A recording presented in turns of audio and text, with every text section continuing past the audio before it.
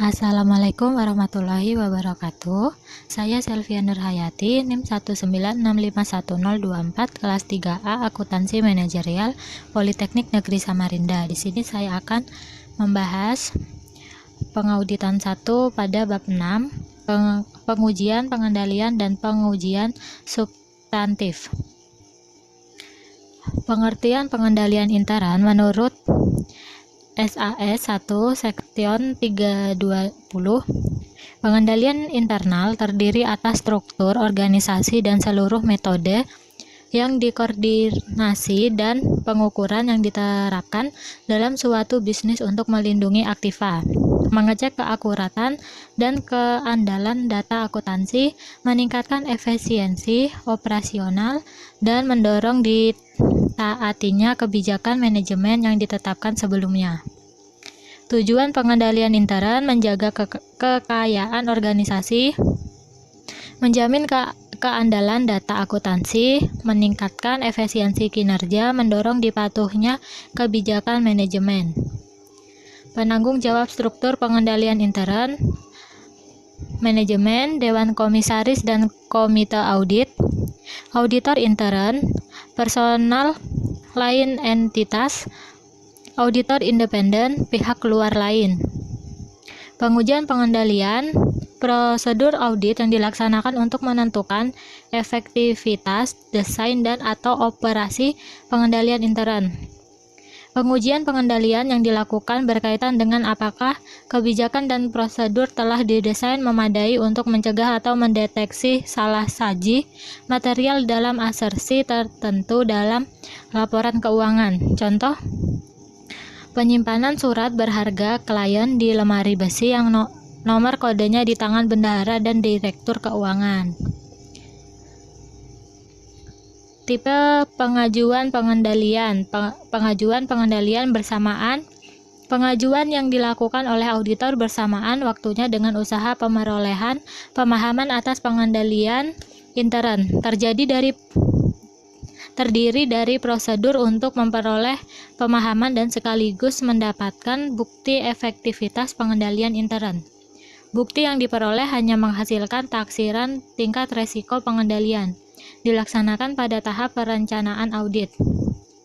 Pengujian pengendalian tambahan. Pengujian yang dilaksanakan oleh auditor dalam pekerjaan lapangan dapat memberikan bukti tentang penerapan semestinya kebijakan dan prosedur pengendalian secara konsisten sepanjang tahun yang diaudit. Permintaan keterangan.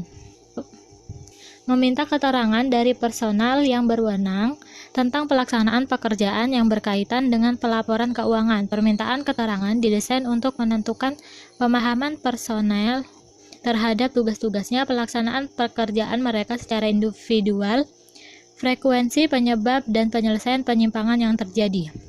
Pengamatan atau observasi dilaksanakan oleh auditor terhadap pelaksanaan pekerjaan personel.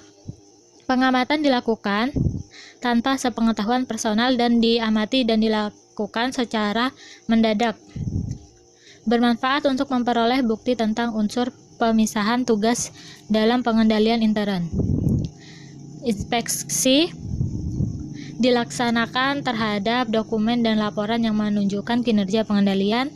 Prosedur yang paling efektif untuk menilai kegiatan pengendalian tersebut adalah inspeksi dokumen, catatan, dan laporan. Pelaksanaan kembali dilakukan oleh auditor dengan melaksanakan kembali prosedur tertentu. Sesuatu digunakan bila terdapat jejak transaksi yang berupa tanda tangan di atas dokumen dan cap pengesahan. Tanda tangan manajer yang berwenang dan cap pengesahan merupakan petunjuk apakah pengendalian telah dilaksanakan oleh personel yang semestinya. Sistem akuntansi dan pengendalian atas transaksi penjualan kredit meliputi penelaahan buku manual akuntansi dan sistem flowchart, mengajukan pertanyaan dan karyawan bagian akuntansi, menelaah kembali pengalaman terdahulu dengan klien. Prosedur pengendalian meliputi otorisasi yang tepat, pemisahan tugas, catatan dan dokumen, pengendalian akses, pemeriksaan atau pengecekan independen. Dokumen dan catatan meliputi order pelanggan, order penjualan, dokumen pengiriman, faktur penjualan, jurnal penjualan, buku pembantu piutang dagang, file transaksi penjualan, daftar harga barang dagangan, laporan bulanan. Pengujian substantif merupakan prosedur audit yang dirancang untuk menentukan kemungkinan kesalahan moneter yang secara langsung mempengaruhi kewajaran penyajian laporan keuangan. Jenis pengujian substantif: 1. Prosedur dan pengujian analitik. 2. Pengujian terhadap transaksi rinci. 3. Pengujian terhadap saldo rinci. Pengujian substantif saldo piutang dagang. Rekening piutang dagang digunakan untuk menampung pencatatan aset perusahaan. Pada kegiatan perusahaan normal, piutang dagang akan dilunasi dalam jangka waktu kurang dari 1 tahun. Rekening yang berkaitan erat dengan piutang dagang adalah penjualan. Dalam pelaksanaan pengujian substantif piutang dagang di auditor terutama mengandalkan bukti yang diperoleh dari konfirmasi dan menelaah dokumentasi yang dilakukan perusahaan klien.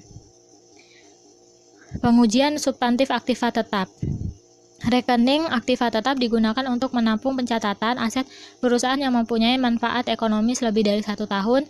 Rekening nominal yang terkait dengan aktiva tetap adalah biaya depresiasi, biaya perbaikan, dan biaya sewa gedung atau aset lainnya. Berikut itu saja yang dapat saya sampaikan. Kurang dan lebihnya saya mohon maaf. Wassalamualaikum warahmatullahi wabarakatuh.